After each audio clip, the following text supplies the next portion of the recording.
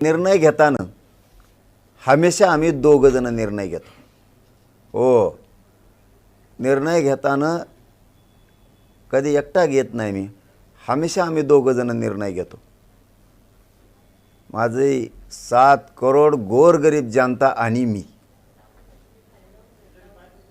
बाकीच्यांचं काहींचं पोट याच्यासाठी दुखत असतं. आता त्यांच्या हातातून सगळं गेलं. त्यांना ज्या आरक्षणावरती राजकारण करायचं होतं, ज्या गॅजेटवर राजकारण करायचं होतं, जे काही नाटकं आधीमध्ये करून त्याच्यावरती त्यांचं जीवन पूर्ण जगत होते, ते आता पूर्ण कोलमडायला आलंय पूर्ण.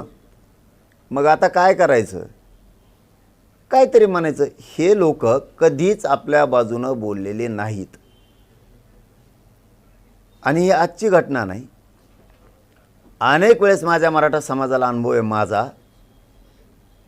कुठलाही निर्णय म्हणतो मी, कुठलाही म्हणतो, सुरुवातीचे 8 ते 15 दिवस मराठ्यांना वाटतं आयले हे नव्हतं करायला पाहिजे, आणि 8-15 दिवसांनी वाटतं पाटलांनी केलं तेच योग्य केलं. मी काय करतोय हे मराठा बांधवांनी समजून घ्या.